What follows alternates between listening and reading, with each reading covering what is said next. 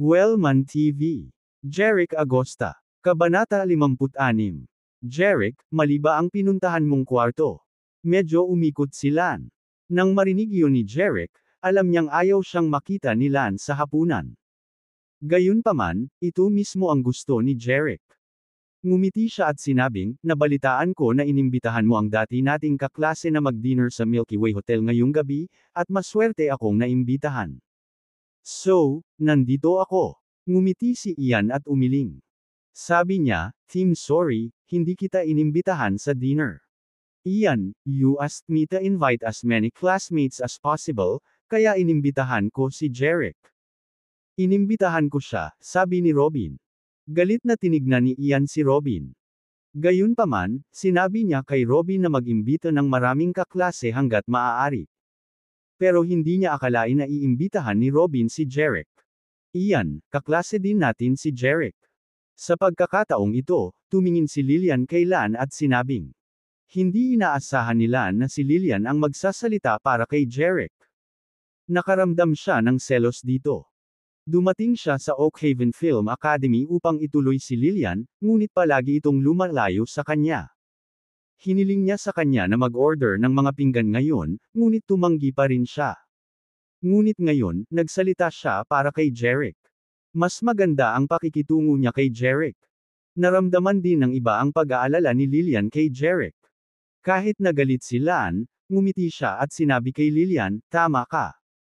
Pagkatapos, sinabi niya kay Jeric, Jeric, mangyaring umupo. Ngumiti si Jeric at sinabing, salamat, Lan. Sa oras na ito, sinabi ni Celia kay Jeric, Jeric, ayaw mo bang ipakilala ang kagandahang ito? Pagkasabi pa lang ni Celia nito ay napatingin agad si Lan at ang iba pa kay Everly. Lahat sila ay lihim na humanga sa kagandahan ni Everly. Sila ay mas o hindi gaanong naiinggit kay Jeric. Gayunpaman, sa pag-iisip, naramdaman ni Ian na ang magandang babae ay maaaring maging kasintahan ni Jeric. Kung alam ni Lillian na may girlfriend si Jeric, magugustuhan pa kaya niya ito. Alam ni Ian na pagkatapos pumasok ni Lillian sa Oakhaven Film Academy, bagamat halos hindi niya nakilala si Jeric, nagustuhan niya ito. Ngayon, kung si Jeric ay nagdala ng kasintahan, tiyak na susuko si Lillian. Sa pag-iisip nito, sumili ang ngiti sa mukha ni Ian. Sinabi niya kay Jeric, Jeric, kailan ka nakakuha ng ganyan, bakit hindi mo sinabi sa amin? Natatakot ka ba na magnakaw kami ng girlfriend mo? Magandang girlfriend. Buo ang kanyang paniniwala na ang babaeng ito ay kasintahan ni Jeric. Gusto niyang sumuko na si Lillian. Nang marinig ni Everly na sinabi nila na siya ang nobya ni Jeric, agad na namula ang mukha nito at sobrang nahihiya. Sa pagkakataong ito, nakangiting sabi ni Robin, Tan, ito ang nakababatang kapatid ni Jeric, si Everly. Ate, nagtatakang sabi ni Ian at Celia. At tuwang-tuwa din si Lillian na medyo nadismaya.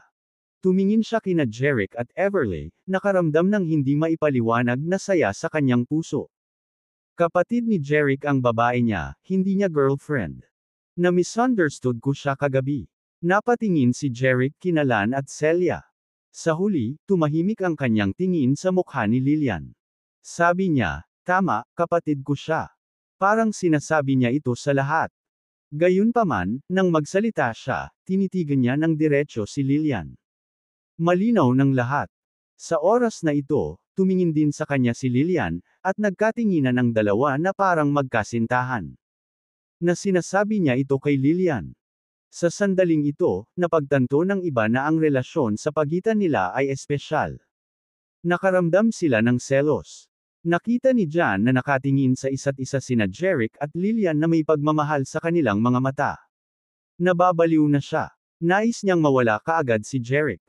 Well, dahil nandito na lahat, paki-order na. Si Ms. Catherine ay halos isang oras na sa pribadong silid na ito.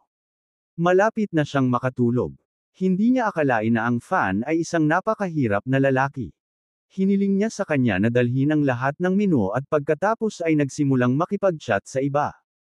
Nag-react si Lan at sinabing, tama na lahat, bilasan mo. Huwag mong hayaang maghintay ng matagal si Ms. Catherine. Awkward na ngumiti si Ms. Catherine. Ayos lang. Si Lan ay nag-order ng ilang pagkain, na lahat ay may presyong $200 o $300, na medyo mahal sa isang maliit na county. Naisip ng lahat ng taong naruroon sa kanilang sarili, si Lan nga ang pinakamayamang tao sa lalawigan. Napaka-generous niya. Siyempre, sa kanilang opinyon, si Lan ay nag-order ng mga mamahaling pagkain para sa pag-aliw kay Lillian. Sa madaling salita, ang tanging dahilan kung bakit sila nakapag-enjoy ng masaganang pagkain ngayon ay dahil kay Lillian. Nang makita ang pagiging bukas palad ni Lan, nag-order sila ng isang ulam sa halagang $200 o $300. Tuwang-tuwa si Ms. Catherine nang makita iyon. Tila sulit ang kanyang pagsusumikap ngayong gabi. Lahat ng mga pagkaing in-order ay mahal. Ang pagkain ay hindi bababa sa $3,000 o $4,000. Inilagay ni Ms. Catherine ang pangalan ng ulam kasama ang makinang pang-order at nagtanong, may kailangan ka pa ba? Umorder si Ian at ang iba pa, naiwan sina Jeric at Everly na walang order. Sa oras na iyon, nakita nila na hindi pa nag-o-order si Jeric at ang kanyang kapatid na babae, kaya't sinadya niyang ipakita ang kanyang pagkabukas palad sa harap ni Lillian at sinabi kay Jeric, Jeric, hindi pa kayo nag-utos ng kapatid mo. Basta, umorder ka ng kahit anong gusto mong makuha. Kumuha si Jeric ng menu, tumingin sa Lan, at sinabing, okay lang ba iyon? I guess. Bihira kang kumain sa ganoong high-end na hotel, kawawa naman. Napaisip si Lan. Bagamat mababa ang tingin ni Lan kay Jeric sa kanyang puso, may ngiti pa rin sa kanyang mga labi, okay lang, umorder ka ng kahit anong gusto mo. Kayang-kaya ko. Kabanata 57. Gusto kong mag-order ng sturgeon caviar, $2,000. At 500 gramo ng puting truffle, $300 bawat gramo. At 5 o 6 na lobster, mga $200 bawat kati. At isang bote ng Lafitte, mga $4,000. Napatulala si Ian. Nagulat din yung iba. Ang dahilan kung bakit sila nabigla ay ang mga pagkaing in-order ni Jeric ay pawang bihira at mamahaling pagkain. Sturgeon caviar, puting truffle, yulang, Lafitte. Hindi inaasahan ni Ms. Catherine na nag-order si Jeric ng mga ganitong mamahaling pinggan.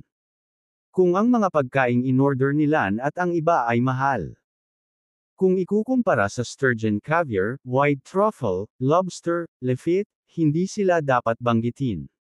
Labis na nanghinayang si Ian.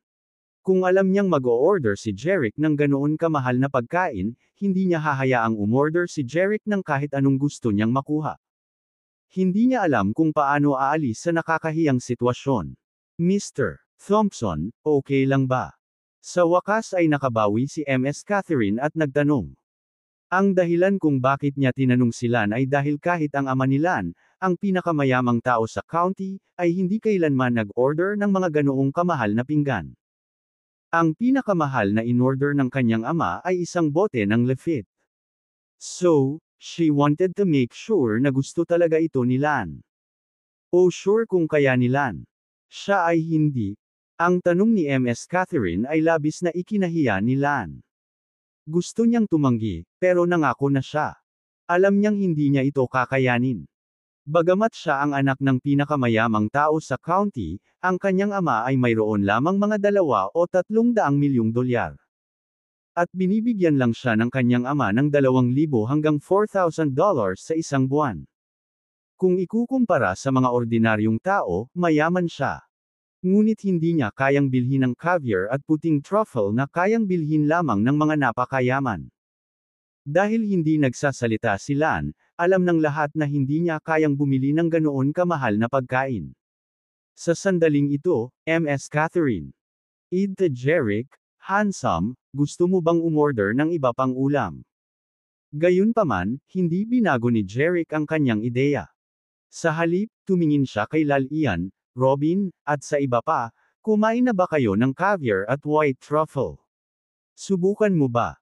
Ang dahilan kung bakit hindi niya binanggit ang lobster ay bagamat mahal ang lobsters, marami pa rin ang nakain nito. Siyempre may gusto kaming subukan. Ang tanong, kaya mo ba? Lahat ay nag-isip sa kanilang mga puso.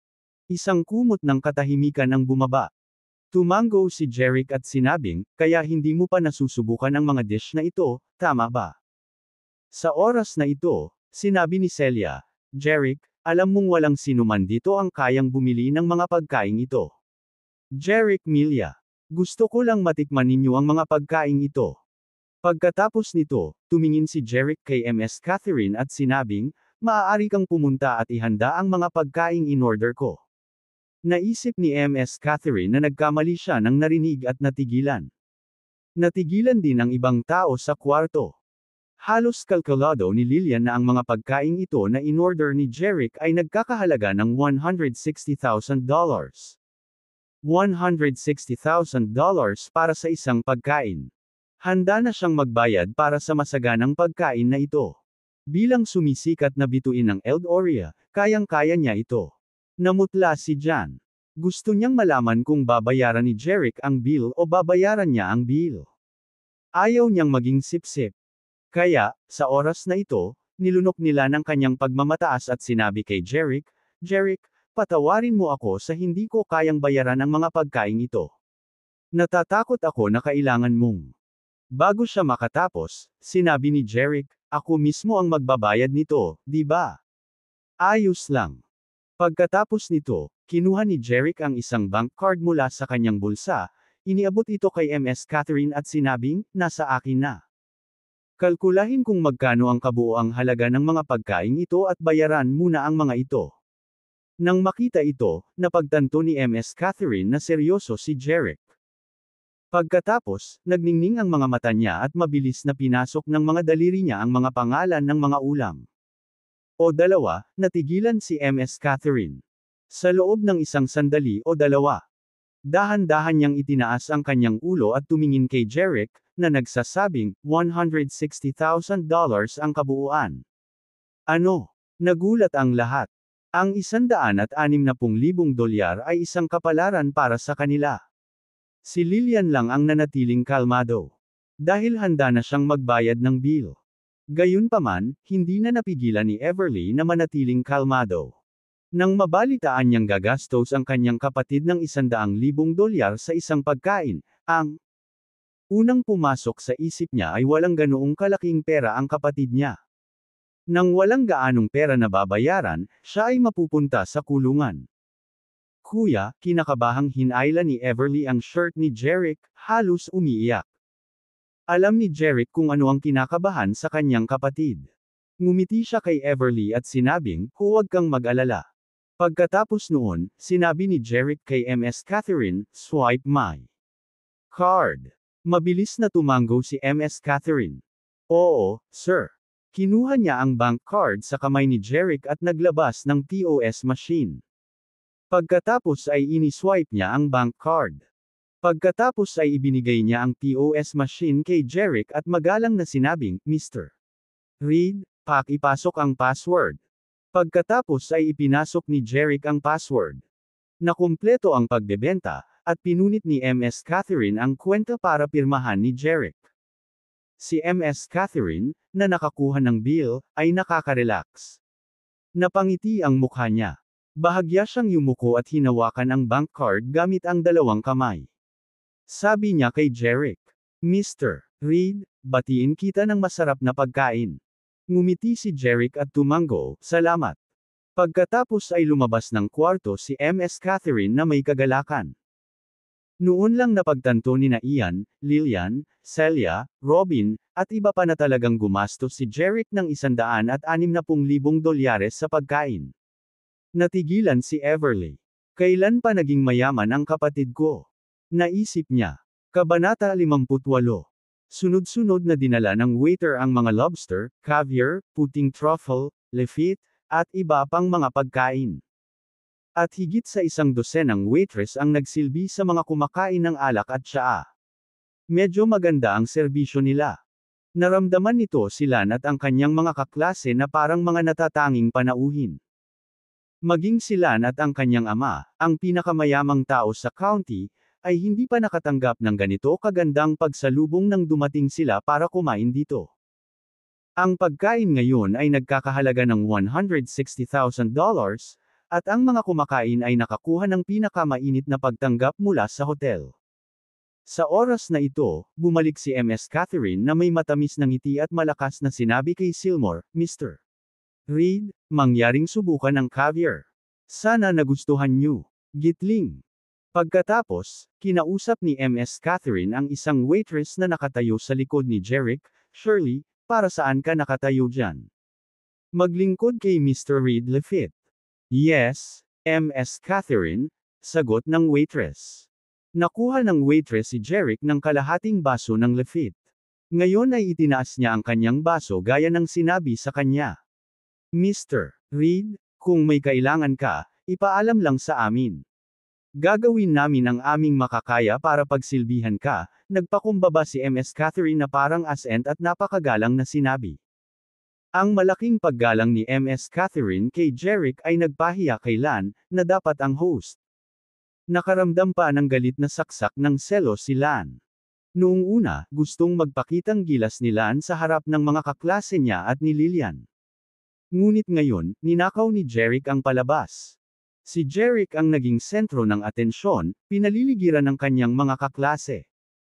Patuloy na nakatingin si Lillian kay Jeric na puno ng lamang ang mga mata na hindi pa naramdaman ni Lan. Hindi maipaliwanag ang galit ni Ian. Gayunpaman, walang magawa si Lan kundi ang makaramdam ng paghihirap. Kung tutuusin, nakayanan ni Jeric ang gayong malaking pagkain na nagkakahalaga ng $160,000. Biglang may naisip si Ian. Kahit na hindi niya kayang bayaran ang pagkain na ito. Ang pamilya ni Jeric ay hindi kailanman itinuring na mayaman. Paano kaya ni Jeric na bumili ng ganoong karangyang pagkain? Hindi maiwasan ni Jan na maghinala na may mali. Biglang nahanap nila ng kahinaan ni Jeric at handang kumpirmahin ang kanyang mga hinala mamaya. Baka hindi malinis ang pera ni Jeric. Kung ganoon, magiging masaya. Gilid noon. Tumingin si Jeric kay Ms. Catherine at sinabing, naiinis ako sa napakaraming mata na nakatingin sa akin na pusa. Paano kung lumabas kayong lahat at bigyan ako at ang aking mga kaibigan ng ilang espasyo? Ipapaalam ko sa iyo kung may kailangan ako sa iyo. Nakangiting sagot ni Ms. Catherine, yes, sir. Elil lumabas ang mga waitress. Kung may kailangan kahayaan mo lang kami. Alam. Tumango si Jeric. Sinundan ng isang dosenang waitress si Ms. Catherine palabas ng kwarto. Pagkatapos, marahang isinara ni Ms. Catherine ang pinto. Tumingin si Jeric sa lahat ng naruroon at sinabi, Tara, kain na tayo. Magayos ka sa bahay. Tumango ang grupo ng mga tao bilang pagsang-ayon kay Jeric. Ito ang unang pagkakataon para sa kanila na subukan ng caviar, puting truffle, at iba pang mahalagang pagkain. Lahat sila ay mukhang curious at nagsimulang tikman ng mabuti ang pagkain. Pagkatapos, isang ekspresyon ng magkahalong pagtataka, at paghanga ang lumitaw sa kanilang mga mukha. Hindi na kailangang sabihin, ang caviar, puting truffle, lobster, at Lafitte ay nagbigay sa kanila ng isang hindi kapani-paniwalang ekspresyon sa panlasa. Maging sila ay nasasarapan sa bawat subo ng mamahaling pagkain. Maya-maya, isa sa mga kaklase ni Jeric ang nagtaas ng baso kay Jeric. Jeric, magkahiwalay na kami ng landas simula noong high school ako. I'm so happy to see you again. Kaya, narito para sa iyo. Agad namang tumayo ang iba sa hapag at sumunod naman. Kay Jeric. Hindi pinansin si Ian, na dapat ang host. Nakangiting tumayo si Jeric, itinaas ang kanyang baso, at sinabing, sa ating muling pagkikita. Bumangon din sina Lillian, Celia, Robin, at Everly at itinaas ang kanilang salamin. Nang makita iyon, bumangon na lamang si Lan at itinaas ang kanyang baso kay Jeric. Sa cheers, itinaas ng lahat ang kanilang baso at uminom. Pagkatapos, umupo sila at nagsimulang kumain, uminom, at magkwentuhan. Nabuhay silang lahat. Nang makita na ang lahat ay nasa mood na makipag-chat, alam nila na ang oras ay tama. Graduating. Kaya naman, nagpeke sila ng ubo at pagkatapos ay sinabi kay Jeric na, Jeric, wala ka pang 1 taon sa kolehiyo, at kumita ka na ng malaki. Napakahanga. At tinatrato mo kami ng caviar, puting truffle, at Lafitte. I wonder if you can give us some tips on how to make money. Lubos naming pahalagahan ito. Nang marinig ang mga salita ni Ian, ang iba sa paligid ng mesa ay mukhang interesado at nagtanong kay Jeric, Herrick, napakayaman mo na ba ngayon? Paano mo nagawa? Anumang mga tip para sa amin? Halika, hindi namin makakalimutan ang iyong kabutihang loob ngayon. Maging sina Lillian, Celia, at Robin ay tumingin kay Jeric, nagtataka kung talagang hinampos niya ito ng mayaman. Lahat ng kaklase ni Jeric ay gustong yumaman tulad ng ginawa ni Jeric. Sumenya si Jeric sa kanila na tumahimik. Calm down, everyone, I have something to say. Natahimik silang lahat, pati si Lan, at lahat ng mata ay nakatingin kay Jeric. Nagningning ang mga mata ni Ian. Gustong-gusto niyang malaman kung saan nakakuha ng napakaraming pera si Jeric. Isang ngiti ang lumitaw sa mukha ni Jeric nang sabihin niya, dahil gusto ninyong malaman kung bakit marami akong pera, sasabihin ko sa inyo, kulugo at lahat. Nang marinig ito, ang lahat ng mga tao ay naging mas nakatuon. Hindi kumikislap ang tingin nila kay Jeric, na para bang palalampasan nila ang pagkakataong yumaman sa isang kisap mata. Nagpatuloy si Jeric, nanalo ako sa lottery kamakailan, at nakakuha ako ng $2 milyong. Nanalo si Jeric sa loto. Nakakuha siya ng $2 milyong. Nang marinig ito, ang lahat ng mga tao ay masyadong nabigla upang makapagsalita. Ngunit sa pangalawang pag-iisip, ang sagot na ito ay ang pinakalohikal. Kung hindi, imposible para kay Jeric, na napakahirap pa noong high school, na magkaroon ng napakaraming pera sa loob ng wala pang isang taon sa universidad. Tanging ang mga nanalo sa loto ang maaaring kumita ng kayamanan sa magdamag. Ngunit ang $2 milyong ay labis. Ito ay isang kapalaran na maraming mga tao ay hindi maaaring kumita sa kanilang buhay. Si Jeric ay ipinanganak na maswerteng. Sa wakas ay natanto ni Jan na ang panalo. Ngayong gabi, lottery at pagkuha ng malaking halaga ng pera ang dahilan ng pagiging bukas palad ni Jeric. Anong ng stroke ng swerte? Bulong ni Lan sa sarili. Nagseselos si Lan. Tumingin si Jeric sa kanyang mga kaklase at nagpatuloy. Nasabi ko na sa iyo kung paano kumita ng kayamanan. Kung gusto mo pa ring subukan, bumili ng mga tiket sa lottery.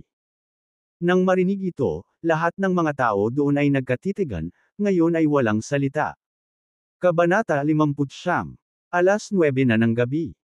Pagkatapos kumain, lumabas si Jeric, Lillian, Robin, Lan, at ang iba pa sa Milky Way Hotel. Buhay lahat ng mukha nila sa sarap at gulat. Tila naroon pa rin sila sa sandaling iyon kung saan nilalasap nila ang pagkain sa sobrang sarap sa dinner party.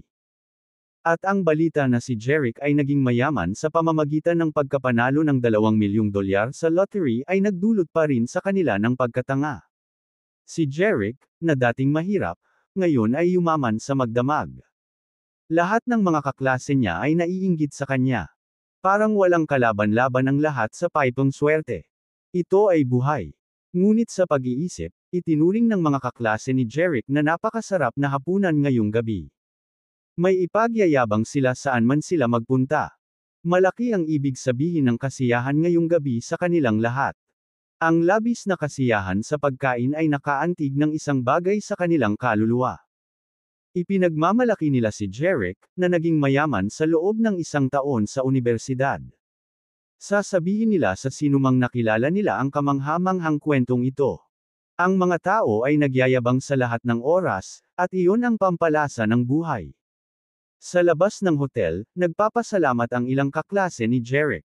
Jeric, salamat sa iyong mabuting pakikitungo ngayong gabi. Hinding-hindi namin ito makakalimutan. Salamat. Sunod-sunod silang lumapit para makipagkamay at magpaalam kay Jeric. Nagtanong pa nga ang mga nagmula sa magagandang pamilya, Herrick, nagmaneho ka ba ng kotse mo ngayong gabi? Kung hindi, ipapasakay ka namin. Bago pa makapagsalita si Jeric, nakangiting sinabi ni Lan kay Olifield, halika, ang Jeric ay nagkakahalaga na ngayon ng $160,000. Paanong wala siyang sasakyan? Dapat mayroon siyang isang luho. Speaking of which, namataan nila ang isang luxury Mercedes na nakaparada sa hindi kalayuan. Agad niya itong tinuro at sinabing, gaya niyan. Doon. Isang Mercedes na nagkakahalaga ng halos 1 milyon. Pagkatapos, tumingin sa gilid si Lan kay Jeric at nagtanong, Jeric, tama ba ako? Sa sobrang pagiging mapagkumpetensya, ginawa ni Lan ang gayong pahayag dahil sa paninibugho. Nagbayad si Jeric ng $160,000 para sa hapunan ngayong gabi at ninakaw ang kulog ni Lan. Pagkatapos, isiniwalat ni Jeric na nanalo siya sa loto at nakakuha ng $2 milyong, na labis na nagseselos kay Lan. Ang tagumpay ni Jeric ay nagparamdam kay Lan bilang isang talunan. Sa makatuwid, nang tanungin ni Ollie si Jeric kung nagmamaneho siya ng kanyang sasakyan ngayong gabi, agad siyang nagkaroon ng pagkakataon na hiyain si Jeric. Nanalo lang si Jeric ng $2 milyong at malamang ay hindi pa nakabili ng sasakyan. At kahit na bumili si Jeric ng kotse, maihahambing ba ito sa BMW ni Ian na nagkakahalaga ng $5 o $600,000? Ang iba sa kanila ay mukhang nahihiya. Narinig ni Robin ang isang nota ng kabalintunaan sa boses ni Lan at mukhang medyo galit. Pagkatapos ay sinabi ni Robin kay Lan, Lan, ano ang ibig mong sabihin dyan? Walang pakialam si Lan at napangiti habang sinasabi, dahan-dahan lang, Robin. Ibig kong sabihin, si Jeric ay isang multimillionaire ngayon. Ang isang luxury car na nagkakahalaga ng ilang milyon ay isang pirasong cake lamang para sa kanya. Tama ba ako? Maging si Lillian ay hindi na kinaya. Lumapit siya kay Jeric at sinabing, Jeric, nandito na ang kotse ko. Iuuwi na kita. Ilang $100,000 ang ginugol ni Jeric sa pagbili ng kanyang mga kaklase ng pagkain, at isa si Lan sa kanila. Pagkatapos kumain, hindi lang nagpasalamat si Lan kay Jeric, kinukutsa pa niya si Jeric. Dahil doon, minamaliit ni Lillian si Ian at kinaiinisan siya. Kaya, lumabas siya para tulungan si Jeric na makalabas. Inilabas ni Lillian ang susi ng sasakyan sa kanyang handbag at pinindot ang button. Kaagad, tumugon ang BMW na nakaparada sa hindi kalayuan at nag-unlock ng sarili sa isang beep. Ang balak ni Lillian na pasakayin si Jeric ay pumukaw sa inggit ng mga tao. Sa partikular, nakaramdam ng sakit si Jan sa selos na parang baliw. Napahiya na si Jeric sa mga tanong ni Ian tungkol sa mga luxury cars, pero hindi inaasahan ni Lan na si Lillian ang maghahatid kay Jeric pauwi. Sa palagay ni Lan, ito ay pagbibigay lamang ng pagkakataong magkaayos sina Jeric at Lillian. Hindi alam ni Lan ang gagawin ngayon. Gayunpaman, hindi natarante si Jeric. Kinuha niya ang susi ng sasakyan sa bulsa at pinindot ang ibaba. Sa hindi kalayuan, ang pinakamahal na Mercedes sa parking lot ay buzz, at ang mga headlight ay kumikislap. Parang sinasabi ni Jeric sa lahat na siya ang may-ari nitong luxury car. Napatulala ang lahat. Ang marangyang kotseng ito na nagkakahalaga ng halos 1 milyon ay talagang kay Jeric. Nanlaki ang mga mata ni Jan sa gulat at nag-aapoy ang mukha nito na parang sinampal ng ilang daang beses. Hindi akalain ni Jan na si Jeric ang may-ari ng luxury car na iyon. Lahat ay nakatingin kay Lan na may mga mata na puno ng paghamak.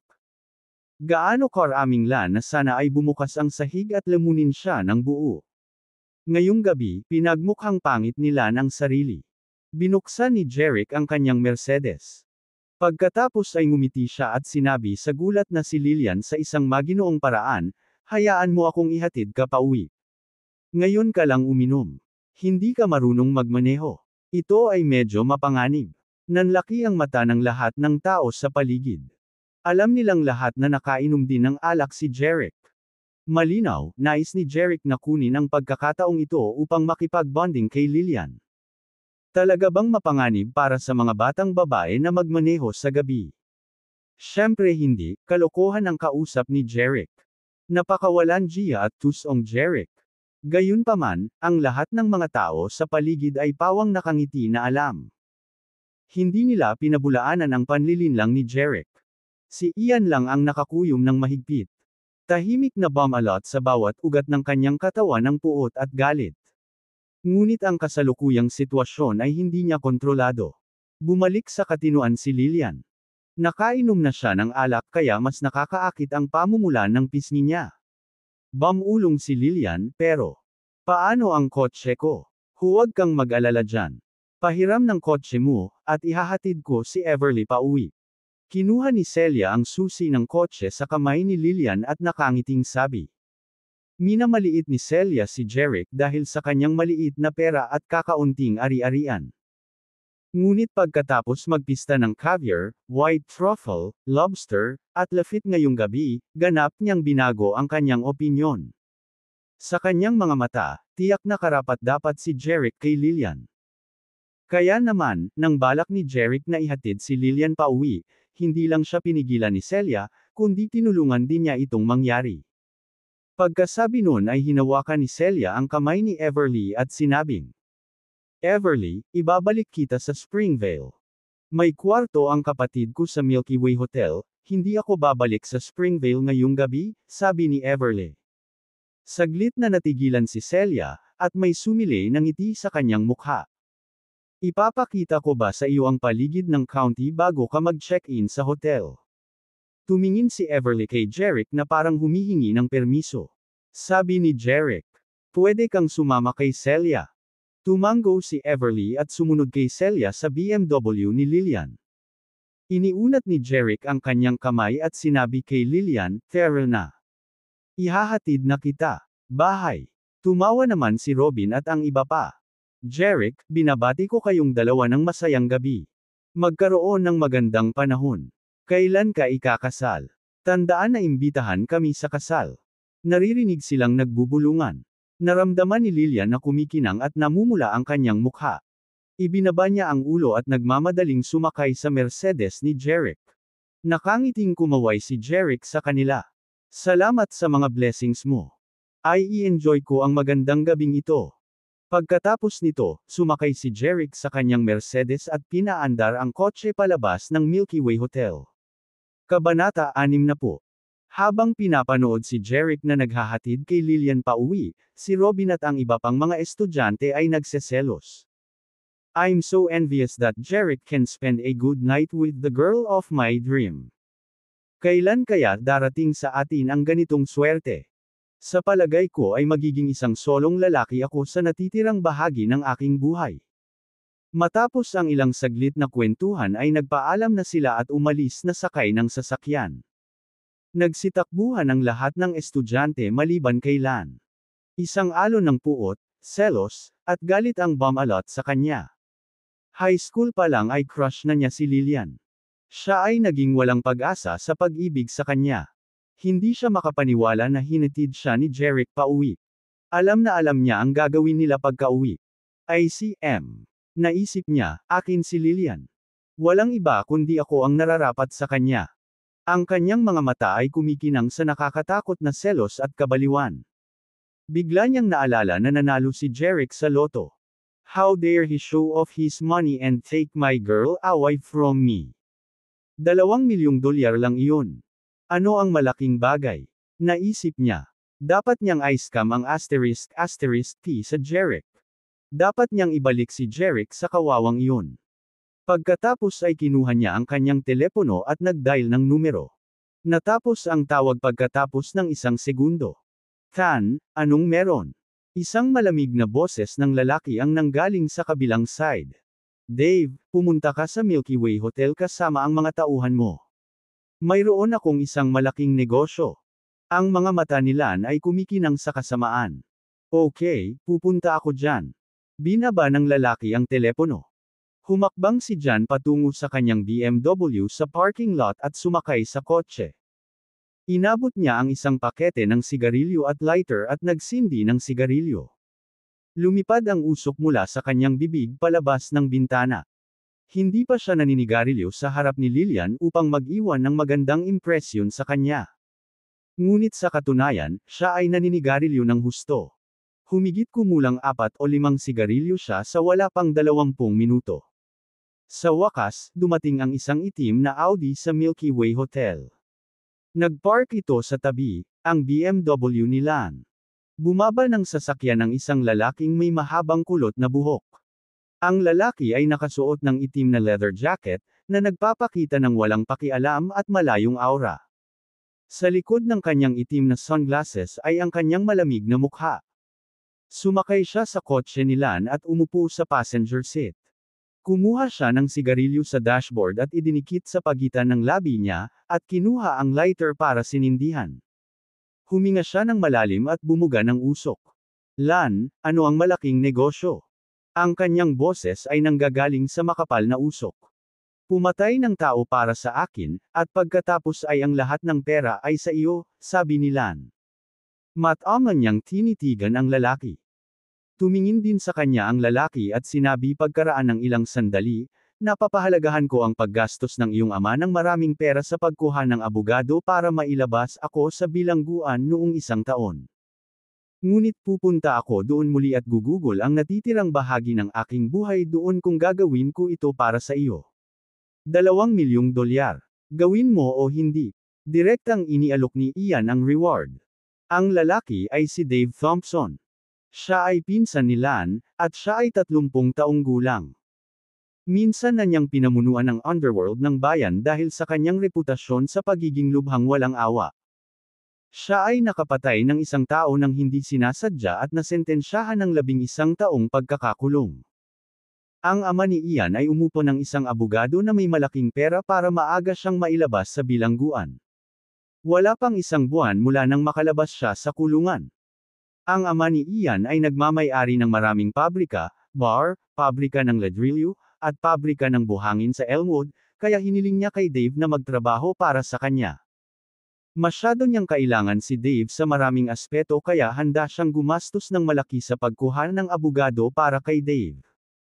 Alam na alam ni Dave kung gaano kalubha ang kahihinatnan kung papatayin niya ang isang tao sa kritikal na oras na ito.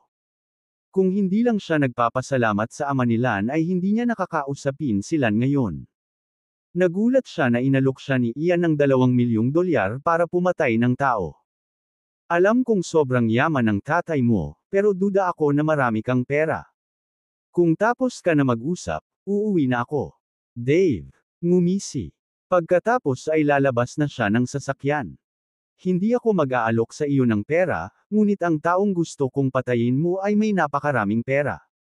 Hindi mo ba ako magagawang pabor sa pagkakataong ito pagkatapos ng lahat ng ginawa ng tatay ko para sa iyo? Ngumisi si Lan.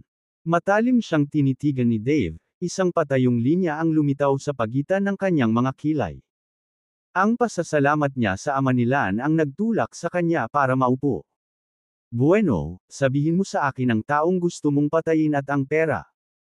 Kinailangan nila ng halos 5 minuto upang sabihin kay Dave ang lahat, tulad ng kung paano kinuha ni Jerick ang kanyang babae, nanalo sa loto, at bumili ng marangyang kotse. Ang kanyang mga mata ay kumikislap sa pagkapuot. How dare he take away my woman and humiliate me in front of many students? Hindi mo ba naisip na dapat akong maghayganti? Walang sinabi si Dave. Kung totoo ang sinabi ni Lan, dapat talaga niyang turuan ng leksyon si Jerick. Isang hindi matitiis na kahihiyan para sa isang lalaki na makita ang kanyang babae na kinuha sa harap ng maraming tao. Ngunit mas interesado si Dave sa lottery na napanalunan ni Jerick. Hindi siya makapaniwalang dumating ang swerte sa isang mahirap. Nag-aalinlangan si Dave. Pera lang ang nagustuhan niya. Kaya niyang isakripisyo ang kanyang buhay para sa pera. Para sa pera kaya niya pinatay ang tao at nakulong ng 10 taon. Higit pa rito, hindi gaanong mapanganib ang pagnakawan ng pera ng isang mahirap kaysa sa isang mayaman. Halos hindi niya makontrol ang kabaliwan sa kanyang puso. Tan, ipaghihiganti ko ang panlalait para sa iyo, ngunit hindi ko siya kayang patayin. Sile ko lang siya. Ang kanyang mga mata ay kumikislap sa bangis. 10 taon na siyang nakakulong.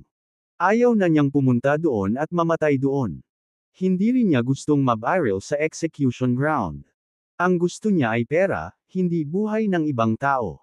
Sabik na hinihiling ni Ian na mawala si Jerick sa mundong ito sa lalong madaling panahon, ngunit hindi niya mapipilit na patayin si Dave.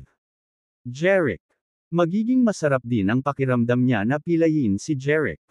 Kung ganoon, talagang hindi makakasama ni Lillian si Jerick. Okay, tapos gawin mo. Nasaan siya? Hindi. 28 sa Circus Street, ang villa ni Lillian. Tara na. Pagkatapos ng pribadong diskusyon, bumaba si Dave sa kotse ni Lan at sumakay sa itim na Audi kung saan nakaupo sa driver's seat ang isang malakas na lalaking nakaitim at tatlong matipunong lalaki sa likurang upuan. Tanong ng lalaking nasa driver's seat, Mr. Thompson, saan tayo pupunta? Hindi. 28 Villa sa Circus Street. Tapos umalis na sila sa Milky Way Hotel. Pagkaalis ni Dave saglit, dahan-dahan silang sinundan ni Lan. Kabanata 61. May Villa sa No. 28 sa Circus Street. Ito ay kabilang sa pamilya ni Lilian Morales. Halos wala na itong tirahan mula nang magkolehiyo si Lilian sa Oak Haven at naging mayor doon ang kanyang ama. Ang bilang ng mga araw na nanirahan si Lilian at ang kanyang mga magulang sa villa bawat taon ay mabibilang sa isang banda. Sa kabila ng walang laman, ang villa ay madalas na nililinis ng kanyang mga kamag-anak sa bayan. Sa makatuwid, hindi na niya kailangang linisin ito tuwing babalik siya mula sa Oak Haven. Isang Mercedes ang nagmaneho papunta sa looban ng villa. Bumaba sina Jerick Reed at Lilian Morales. Namangha si Jerick sa iba't ibang magagandang bulaklak na may iba't ibang kulay at malalagang puno, na ang mga sanga ay umakyat sa mga dingding sa paligid ng bakuran.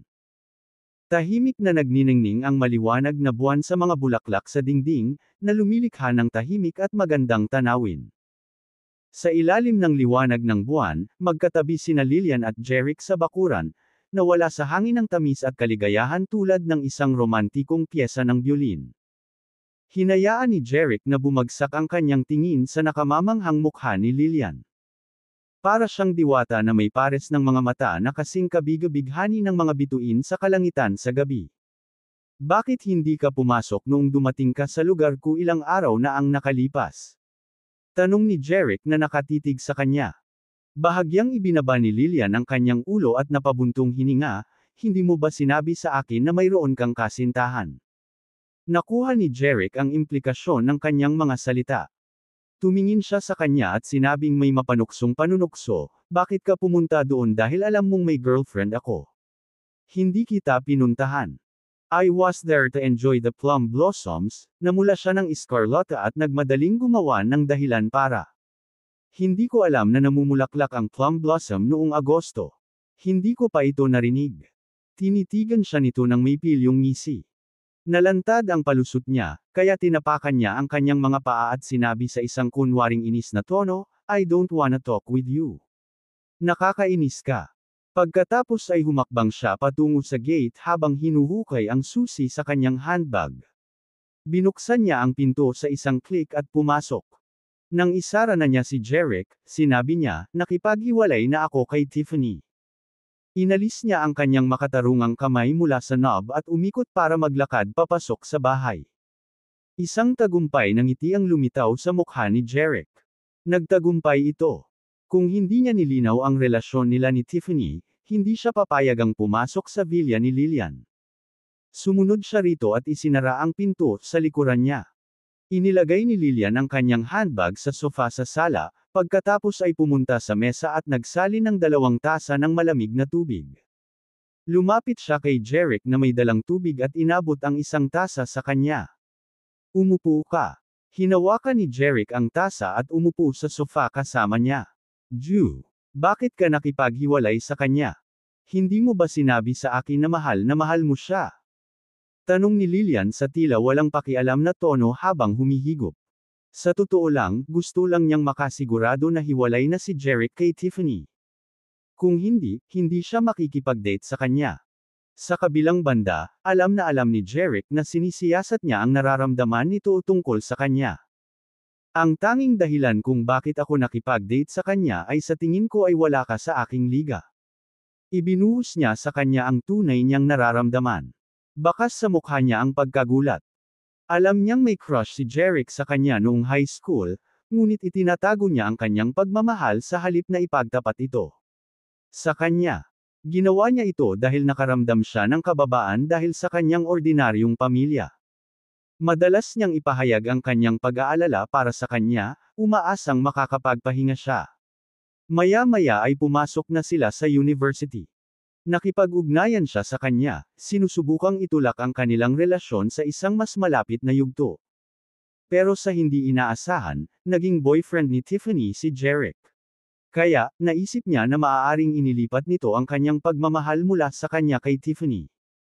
Kaya lang niyang itago ang kanyang pagmamahal. Hanggang ngayon lang niya na-realize na niligawan niya si Tiffany dahil pakiramdam niya ay hindi siya karapat-dapat para sa kanya. Mayor ng Oakhaven, ibig kong sabihin, ikaw ang pinakamagandang babae sa Film Academy at isang sumisikat na bituin sa sining. At ang iyong ama ay ang isang habang ako ay isang mahirap na bata. Nabubuhay tayo sa ganap na magkakaibang mundo. Isang bakas ng nagbitiw na pagmamahal ang sumilay sa kanyang mga mata. May magandang kinabukasan ka, at ayokong pigilan ka, kaya wala akong choice kundi pakawalan ka. Ang kanyang puso ay puno ng hindi maipaliwanag na sorpresa. Noon pa man ay nai-inlove na ito sa kanya. Binitawan na pala niya ito dahil lang sa takot na hadlangan ang magandang kinabukasan nito.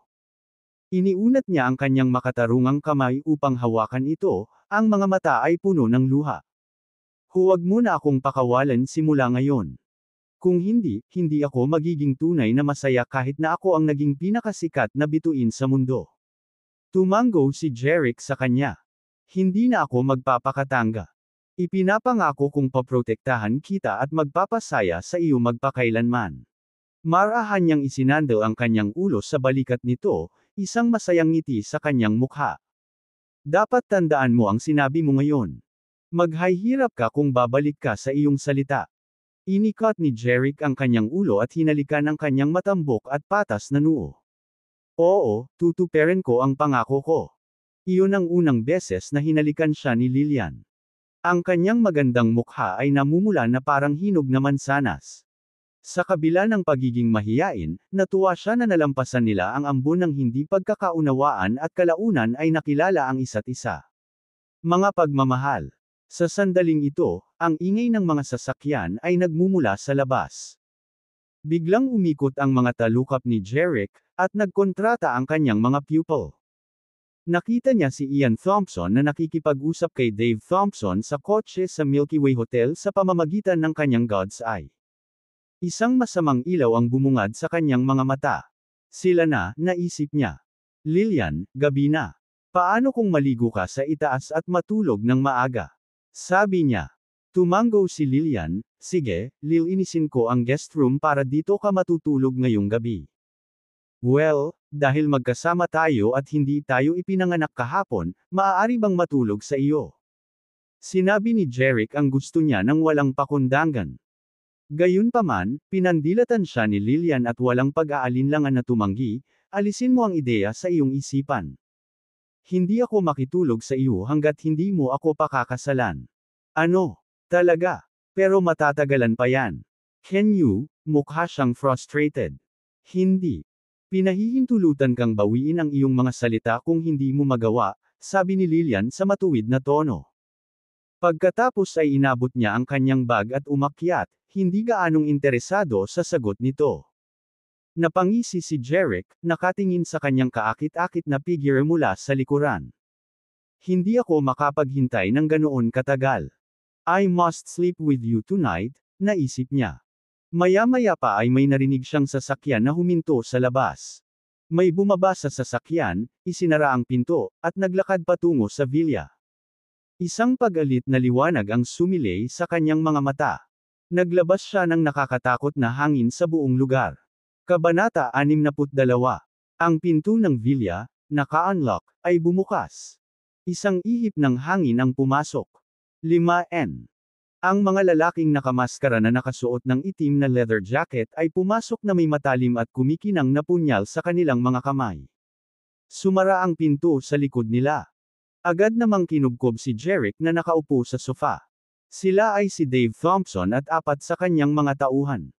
Ang kanilang mga bibig at ilong ay natatakpan ng itim na maskara sa takot na malantad ang kanilang pagkakakilanlan. Sa kanilang pagtataka, kakaiba si Jeric sa kabila ng napapaligiran. Sa pangkalahatan, kung nangyari ito sa ibang tao, siya ay makaramdam ng takot at sisiga sa takot. Ngunit si Jeric ay hindi inaasahang hindi nababagabag. Mahinahon niyang ininom ang tubig na walang bahid ng gulat. Namangha si Dave, hinahangaan ang kanyang kalmado sa loob. Hindi siya makapaniwala na si Jeric ay nakolekta sa pagkakataong ito. Ngunit gagawin niyang humingi ng awa si Jeric mamaya. Naisip niya na si Jeric ay hindi hihigit sa isang duwag, na nagpapanggap na hindi mapakali. Kanina pa niya nakilala ang mga ganoong lalaki. Ikaw ba si Jeric Reed? Tanong ni Dave. Noon lang ibinaba ni Jeric ang tasa at tumangala sa kanya. Ikaw si Dave Thompson, di ba? Bakas ang gulat sa mga mata ni Dave. Napatulala ang mga tauhan niya. Naisip nila, holy shit. Paano niya nalaman ang pangalan ng boss namin nang hindi niya nakita ang mukha niya? Meet ang kanyang id. Ngunit hindi aaminin ni Dave ang kanyang pagkakakilanlan kahit na nakilala siya ni Jeric. Dave Thompson. Sino si Dave Thompson? Sabihin mo sa akin kung ikaw si Jeric Reed, ungol niya. Tumango si Jeric. Oo, ako ito. Tinitigan niya si Dave sa mata nang hindi kumikibo. Pinapapunta ka dito ni Tan Thompson, di ba? Ang kanyang mga salita ay nagdulot ng panga ni Dave at ng kanyang mga tauhan. Naisip nila, paano niya nalaman? Sige. Parang nalilito ka. Hayaan mong sabihin ko sa iyo ang kahit ano. Napabuntong hininga si Jeric. Lalong naguluhan si Dave. Naisip niya, ano ang gusto niyang sabihin? Sinabi ba sa iyo ni Ian Thompson na kinuha ko ang kanyang babae? Nanatiling tahimik si Dave, na nagpatunay na tama ang sinabi ni Jeric. Ngunit hindi ito mahalaga. Ang mahalaga ay kung paano ito nalaman ni Jeric. May pakiramdam si Dave na nanipula siya. May kung anong nagyayelong gumapang sa kanyang likuran. Sinabi ba niyang nanalo ako ng $2 milyong sa isang lottery at sinabihan kang kunin ang pera ko? Nagpatuloy si Jeric. Napatumba si Dave at muntik nang mahulog sa lupa. Natakot siya sa malamig na pawis sa kanyang noo. Ito ay hindi kapanipaniwala. Hindi siya makapaniwala na alam na ni Jeric ang lahat. Tumingin siya kay Jeric na may pagtataka. Paano mo nalaman ang mga ito? Napangiti si Jeric. Sinabi sa akin ni Ian Thompson. Ano? Napatulala si Dave at ang kanyang mga tauhan. Bakit niya sinabi sa'yo? Naguguluhang tanong ni Dave. Dahil nag-aalala siya na pag-aawayan mo ang pera ng kanyang ama, sabi ni Jeric. Hindi pwede. Si Tito Stuart ay malusog at masigla. Masyado pang maaga para mag-alala tungkol sa kanyang pamamahagi ng ari-arian, sabi ni Dave. Ngumisi si Jeric. Sa tingin mo ba talaga? Napakawalang muwang mo ba na isipin na tumakbo si Stuart at humila ng mga string upang makakuha ng isang abogado para sa iyo na walang kaugnayan sa pamilya? O ano? Talagang hindi. Sinubukan niyang mailabas ka sa bilangguan dahil lang sa na-diagnose siyang may terminal cancer. Kalokohan. Nasa mabuting kalusugan siya. Maaaring hindi ka maniwala sa akin, ngunit maaari kang pumasok sa kanyang silid para malaman ang ebidensya. Ang kanyang diagnosis na ulat ay nasa isang sobre sa ilalim ng kanyang unan. Mapapatunayan nito na tama ang sinabi ko. Na-diagnose siya 3 months ago. Alam na ito ni Ian Thompson, kaya natatakot siyang makipag-away ka sa kanya dahil sa ama niya. Pera. Ang mga salita ni Jeric ay dumating bilang isang kaila-hilakbot na pagkabigla kay Dave. Ngunit sa pangalawang pag-iisip, kailangan niyang aminin na may katuturan ito. Sa katunayan, bago kumuha si Stuart ng abogado para tulungan siya, 10 taon na siyang nakakulong. Ilang buwan na ang nakalilipas, bigla niyang hinayla ang kanyang mga string at gumastos ng maraming pera sa pagpapatrabaho ng isang abogado para sa kanya. Ginawa niya ba talaga iyon para sa akin? Napaisip si Dave. Bilang karagdagan, si Stuart ay bihirang magpakita kamakailan, at siya ay mukhang payat at payat kahit papaano. Naisip niya na marahil ay dahil sa pagod.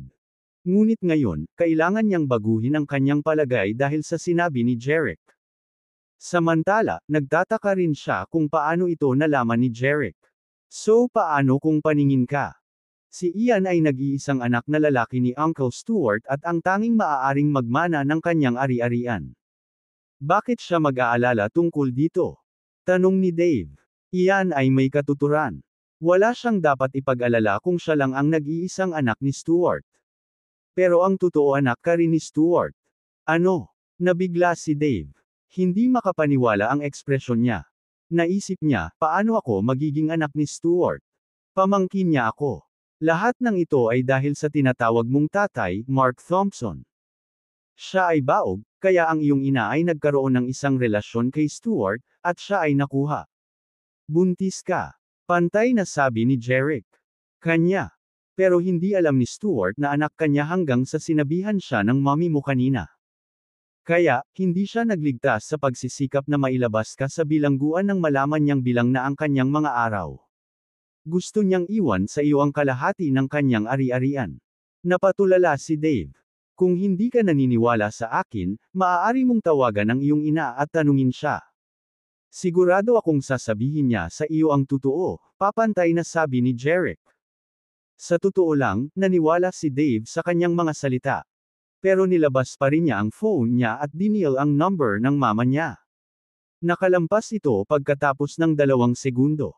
Dave, bakit gabi-gabi ka na tumatawag sa akin? May mali ba? Isang malumanay na boses mula sa isang matandang babae ang dumating. Mom, may itatanong ako sa iyo. Ano ito? Si Uncle Stuart ang biological father ko, di ba? Anak niya ba ako? Isang biglang katahimikan ang bumagsak sa telepono. Ilang sandali pa ay napabuntong hininga ang ina ni Dave. Dave, paano mo nalaman? Oo, siya ang iyong biological na ama. Ibinaba ni Dave ang telepono. Kabanata 63. Si Stuart ang kanyang biolohikal na ama. Alam ni Dave ang totoo. Hindi pala nagsisinungaling si Jeric sa kanya. Napakalaking kalkulasyon at masamang hangarin nila na hilingin sa kanya na patayin si Jeric at pagnakawan ang kanyang pera. Ngayon kailangan mong malaman kung bakit hinayaan mo akong patayin, sabi ni Jeric. Si Dave ay nagngangalit ang kanyang mga ngipin, ang kanyang mga mata ay kumikislap sa puot. Ginamit niya ako para makipag-ayos sa iyo at pagnakawan ka ng pera mo. Kung ako ay malubha na sugatan, tatawag siya ng pulis at arestuhin akong muli. Sa ganitong paraan, walang makakaaway sa kanya dahil sa ari-arian. Matalino ka. Pinuri siya ni Jeric. Napatingin siya kay Dave at sa mga tauhan niya. Gusto mo pa ba akong patayin at pagnakawan ako ng pera ko? Hinubad ni Dave ang maskara niya at lumuhod sa harap ni Jeric. Mr. Reed, I'm sorry for having offended you. Kung hindi mo sinabi sa akin ang totoo, nakulong na sana ako nilan at buong buhay ko sa kulungan. Maraming salamat. Sumunod naman ang 4 pang lalaki. Hindi inaasahan ni Jeric na magiging napaka-flexible at matino ni Dave. Naglakad siya para tulungang makatayo si Dave. Alam kong ginamit ka ni Ian, kaya hindi kita masisisi. Bahagyang umubo si Jeric. Dahil siya ay napakamaliit na gumawa ng isang masamang plano para sa iyo, sumuko kung ang kanyang plano ay masira ngayon. Ako, sigurado akong hindi niya gagawin. Tiyak na bitag ka niya sa susunod. Ngumuso si Dave. Huwag kang mag-alala, Mr. Reed. Hindi ko na siya bibigyan ng isa pang pagkakataon. Siya ay dapat na itaas sa pamamagitan ng kanyang sariling petard ngayong gabi ko siya pailay. Pinagsalikop niya ang kanyang mga kamay patungo kay Jeric. Magpapasalamat ako sa iyo para sa iyong kabutihan ngayon at babayaran ka balang araw. Itinaas niya ang kanyang mga kamay at sinabing, Dave, ingat. Ikaw din. Pagkatapos ay lumabas si Dave kasama ang 4 niyang tauhan. Inutusan niya ang kanyang mga tauhan na isara ang pinto paglabas ng vilya. Siya ay tunay na magalang at magalang kay Jeric. Nalutas ni Jeric ang krisis ng walang pagsisikap. Sa katunayan, nagsinungaling si Jeric. Hindi niya alam ang pangalan ni Dave at ang pakay niya ng pagpunta rito mula sa LAN. Salamat sa kanyang God's eye na alam niya ang lahat, tulad ng pag-uusap ni Jeric kay Dave sa parking lot ng Milky Way Hotel, ang cancer ni Stuart, at ang tunay na relasyon ni Dave kay Stuart. Ginawa niya ang kwento na binabalangkas ni Lan si Dave para monopolyo ang ari-arian ng pamilya. Ang kwento ay parang nakakumbinsi at makatwiran. Ngunit may isa pang dahilan kung bakit ito gumana. Nakita ni Jeric sa pamamagitan ng kanyang God's eye na sila ay magpapukana laban kay Dave sa lahat ng paraan para sa ari-arian makalipas ang 1 taon. So, it was fair to say na nag-reveal na lang siya ng story in advance.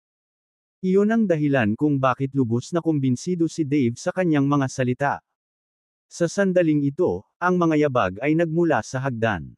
Tumingala si Jeric sa direksyon ng tunog. Nagningning ang kanyang mga mata nang makita si Lillian na naglalakad pababa na nakasuot ng itim na silk pajama. Ang mahaba niyang basang buhok ay nakatabing sa kanyang balikat. Siya ay tumingin na pakarilag sa kanyang perpektong mukha, makatarungan at manipis na leeg, kaakit-akit na collarbone, at malasutlan na balat. Ang hugis ng kanyang matambok na dibdib at ang kanyang balingkinitang baywang ay natukoy sa pamamagitan ng isang sintas. Ang kanyang mga binti ay patas at balingkinitan sa isang pares ng pink na karton na tsinelas. Napalunok si Jeric. Alam niyang mainit si Lillian.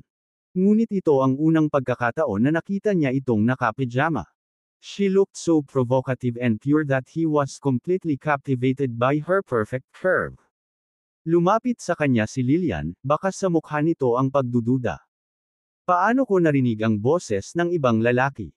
Sa halip na sagutin ang tanong niya, tinitigan ni Jeric ang kanyang mga suso habang nakabuka ang bibig. Nang mapansin ang titig nito, namula siya at bahagyang kinurot ang braso nito. Bastos ka. Tapos ka na bang titigan ako? Napasigaw si Jeric, aray. Madali. Till dig your eyes out if you keep looking, sabi ni Lillian, kunwari naiinis. Sinusubukan mo bang patayin ang boyfriend mo? Sabi ni Jeric na may pilyong ngiti. Inabot ni Lillian ang dalawang kamay para kurutin ang mga braso. Ngunit mabilis na iniwas ni Jeric ang kanyang mga kamay at tumakbo palayo. Pagkatapos ay nagsimulang habulin siya ni Lillian. Huwag kang tumakbo. Sigaw niya. I bet hindi mo ako mahuhuli, sabi niya. Pareho silang nag-enjoy sa laro. Nahuli siya ni Lillian. Hingal na hingal siya dahil sa pagod, kaya binitawan niya ang pagkurot sa kanya. Gayunpaman, niyakap siya ni Jeric ng mahigpit, at napasandal siya sa dibdib nito. Naririnig nila ang tibok ng puso ng isa't isa. Namula ang pisngi ni Lillian na parang naglagay ng rouge. Bumaba ang tingin ni Jeric at idiniin ang labi nito sa kanya. Ipinikit niya ang kanyang mga mata, ang kanyang mga pilikmata ay kumikislap na parang butterfly wings. Ito ay isang kahangahangang sandali. Naramdaman nila ang isang alon ng magiliw na agos na kumakalat mula sa kanilang mga labi patungo sa kanilang mga kaluluwa.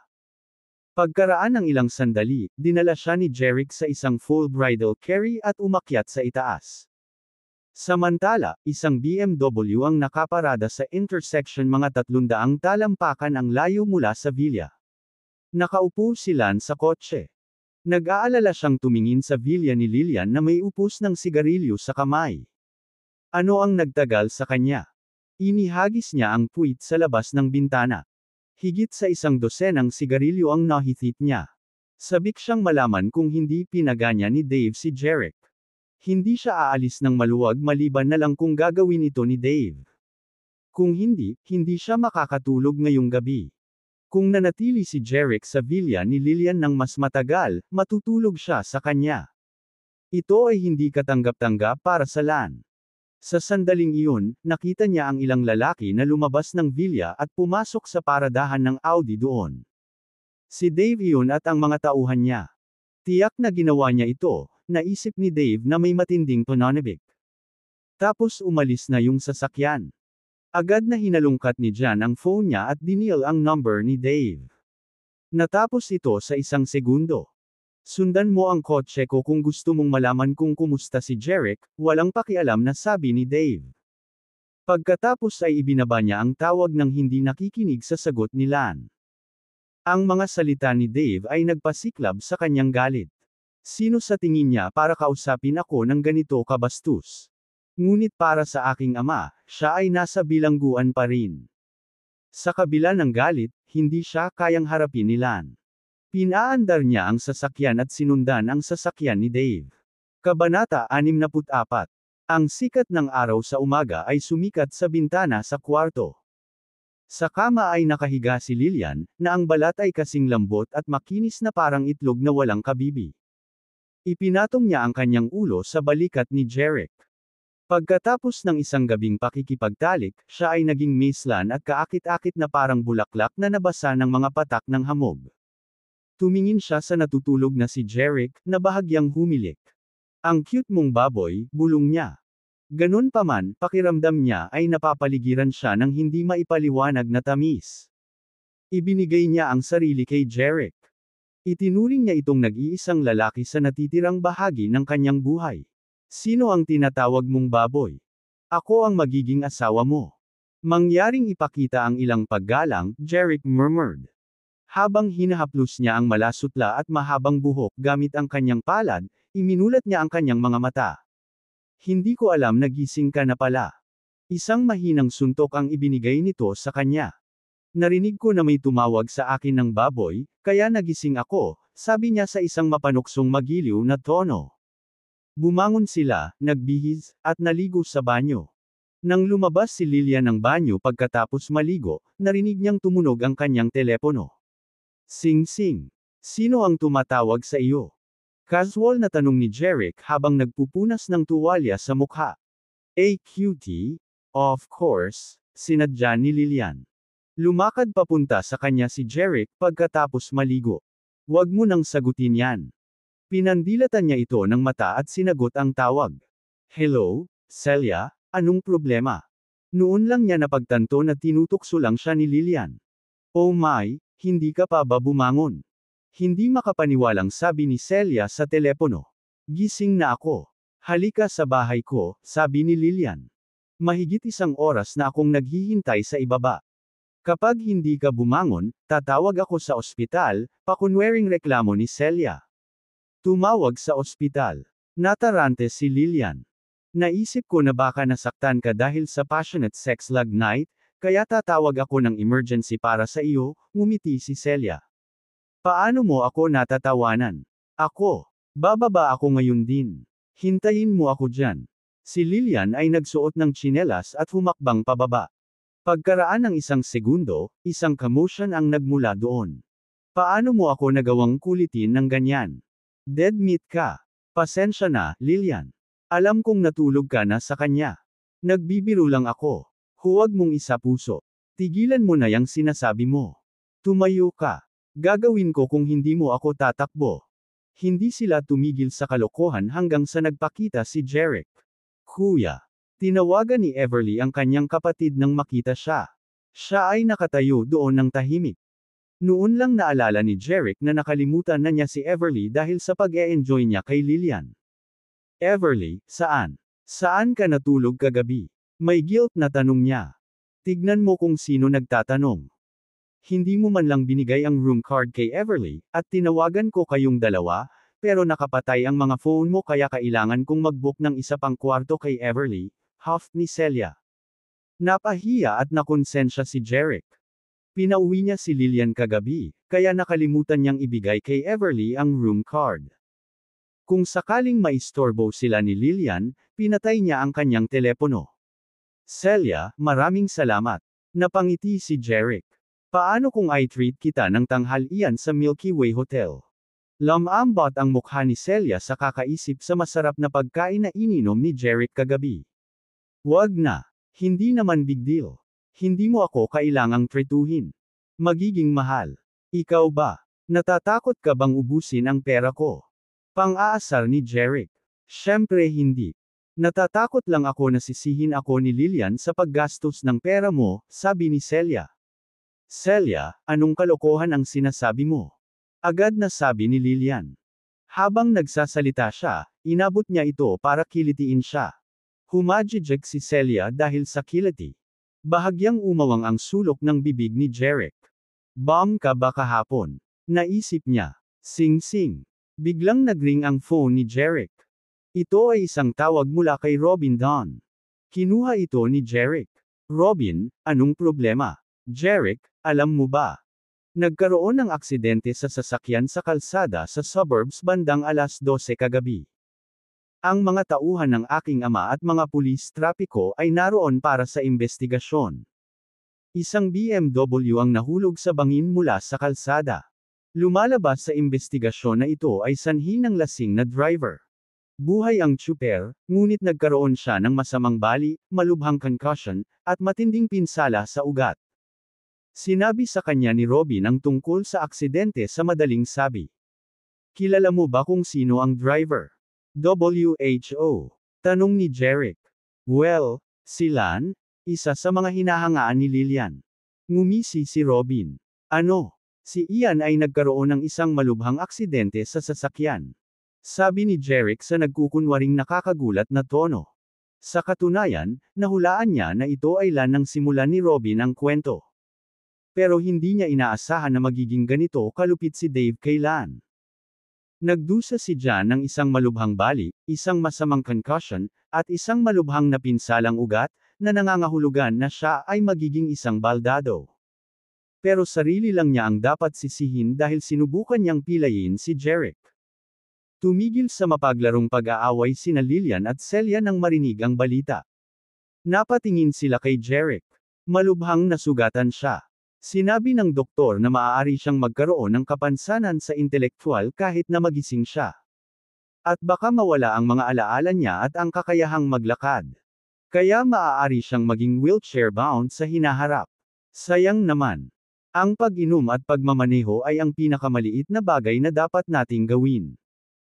Hindi ako makapaniwala na sinisira ng isang mabuting binata ang kanyang sariling kinabukasan, sabi ni Jerick, na nagkukunwaring nagmamalasakit. Pagkatapos ng maikling pag-uusap, binaba ni Jerick ang telepono. Nagmamadaling tinanong nina Lillian at Celia kung ano ang nangyari. Sinabi sa kanila ni Jerick ang tungkol sa aksidente sa sasakyan ni Lan. Pareho silang nabigla. Hindi sila makapaniwalang nahirapan si Lan sa isang gabi. Jerick, bakit hindi natin siya dalawin sa ospital? Kaklase namin siya kung tutuusin, nag-aalalang sabi ni Lillian. Malakas na tumango si Jerick. Okay, dapat. Tinanong niya si Robin tungkol sa ospital na tinutuluyan at ang numero ng kanyang ward sa telepono. Kaya, sumakay sila sa kotse at nagtungo sa ospital na may dalang mga prutas. Maya-maya, nakita na nila si Lan. Nakabalot siya ng mga benda sa buong katawan, parang mummy. May iba't ibang cable ng mga medical machine at clip sa kanya. Siya ay nagkakaroon ng intravenous drip. Inaliw nila ang mga magulang ni Lan at ipinahayag ang kanilang mga alalahanin. Pagkaraan ng ilang sandali, pinaalis na sila ng doktor sa takot na maistorbo ang ibang mga pasyente sa ward.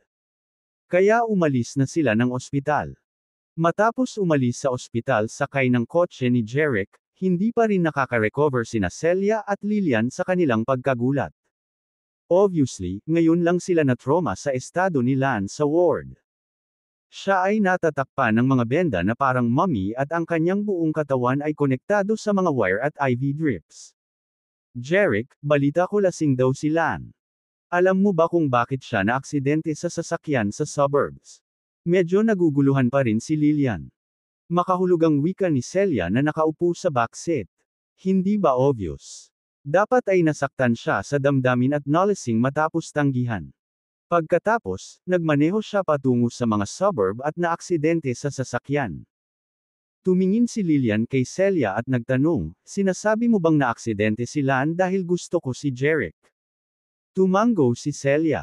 Oo, higit sa 70% sigurado ako. Napabuntong hininga si Lillian. Matagal ko nang sinabi sa kanya na magkaklase lang tayo. Lillian, hindi mo kasalanan. Masyado lang siyang persigido. Minsan, ang pagiging masyadong matyaga ay nakakapinsala sa iyong sarili at sa iba. Sabi ni Celia. Inabot ni Jerick at tinapik ang ulo ni Lillian. Thank God hindi mo siya pinili. Kung hindi, hindi mo ba siya iiyakan araw-araw kung dumaranas siya ng mga pag-urong sa buhay at binabaliwala ang sarili niyang kaligtasan sa pagmamaneho ng lasing? Pumayag din si Celia. Tama si Jerick. Kung sila nang pinili mo, ikaw na ang heartbroken ngayon. Napaisip si Lillian. Salamat sa Diyos hindi nagbago ang nararamdaman ko para kay Jerick. Kung hindi, ako ang magsisisi ngayon kung Lan ang pipiliin ko. Nakahinga ng maluwag si Jerick nang makitang si Lillian ay tila nakahinga ng maluwag at hindi na nag-aalala kay Lan. Sa katunayan, nasaksihan ni Jerick ang buong eksena sa God's Eye nang ma-accident si Lan at nahulog sa bangin. Ito ay hindi isang simpleng aksidente sa sasakyan. Nagsimula ito nang umalis si Dave at ang iba pa sa villa ni Lillian. Sumakay na sila sa kotse at umalis na. Si Lan ay nagmamaneho ng BMW at nakabuntot sa kotse ni Dave. Pagkatapos, pumunta sila sa isang pribadong kwarto sa isang bar. Sa bar, nagsinungaling si Dave kay Lan at sinabi sa kanya na nabali niya ang mga paa ni Jeric. Naniwala si Lan sa kanya. Uminom ng alak si Dave at ang grupo at nagdiwang kasama si Lan. Uminom ng maraming alak si Ian dahil sa sobrang saya niya. Matapos malasing si Lan, sinabi sa kanya ni Dave na nabali niya ang mga paa ni Jeric at naiwan itong may kapansanan. He would need to go to suburbs to lie low for a few days para walang makaalam na ginawa niya yun kay Jeric. Hiniling din ni Dave na humiga si Lan. Dahil natatakot din sila na madawit siya sa usapin ni Jeric, nangako siya kay Dave na magsinungaling siya sa mga suburb. At pagkatapos, lumabas na sila ng hotel. Kabanata 65.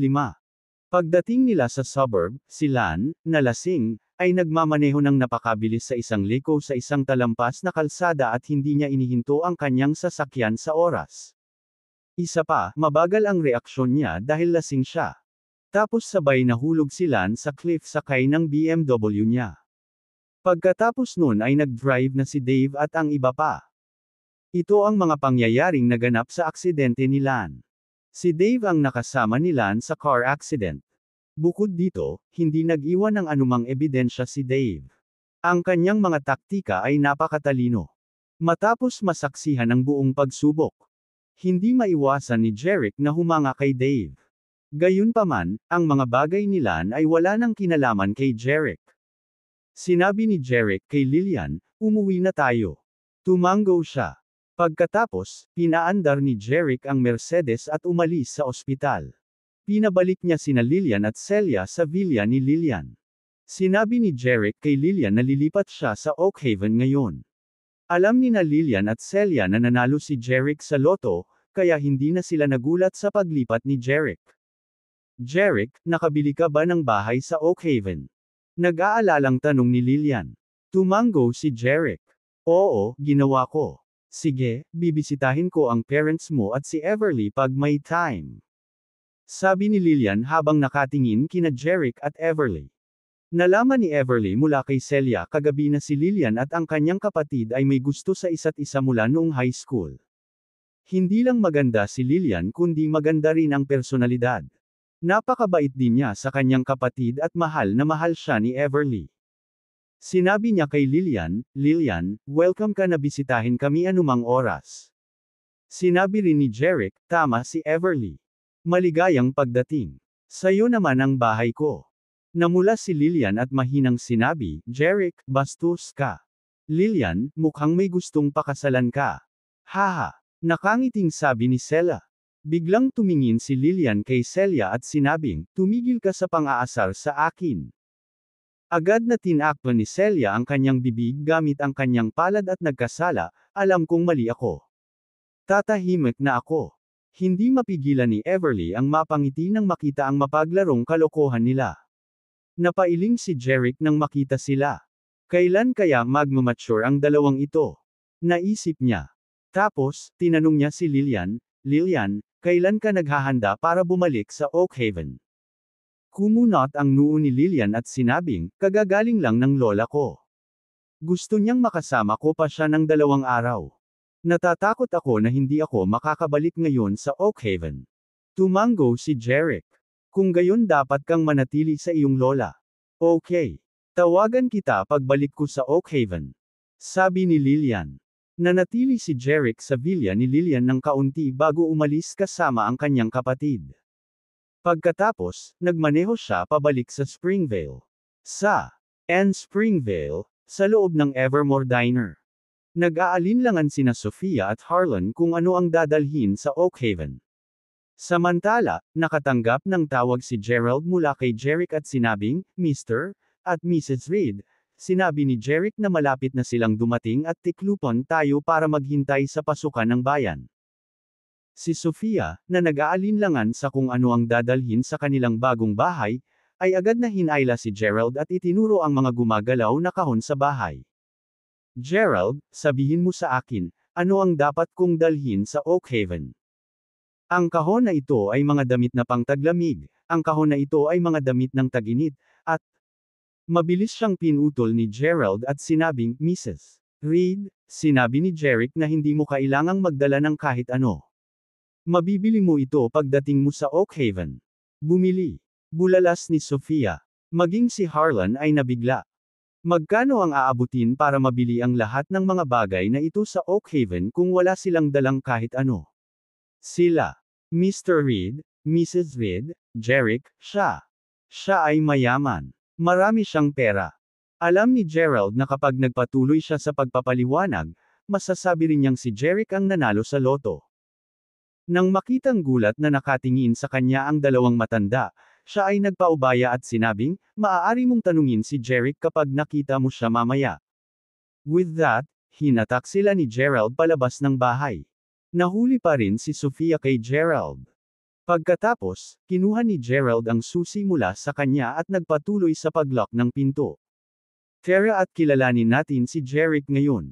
Sabi ni Gerald. Ang mga magulang ni Jerick ay hindi makapaniwala na sila ay pupunta sa Oakhaven na walang dala. Gayunpaman, maaari lamang nilang sundin si Gerald na may pagdududa dahil nakalock ang gate. Sa di kalayuan ay nakita nila ang isang marangyang Mercedes na nakaparada sa bakanan ng bayan. Napakaganda ng kotseng ito, mas maganda pa sa kotseng minamaneho ni Lillian noong araw na iyon. Kaninong sasakyan yan? Walang magawa si Sofia. Ngunit nakaramdam ng inggit nang makita niya ang marangyang sasakyan. Gayunpaman, nang matapos siyang magsalita, bumaba sina Jerick at Everly sa sasakyan. Kumaway sila kina Sofia at Harlan. Nanay, tatay, dito. Natigilan si Sofia at ang kanyang asawa. Sa pagkakataong ito, tumabi sa kanila si Gerald at ngumiti. Mr. Reed, Mrs. Reed, ang kotseng ito ay kay Jerick. Natigilan ang dalawang matanda.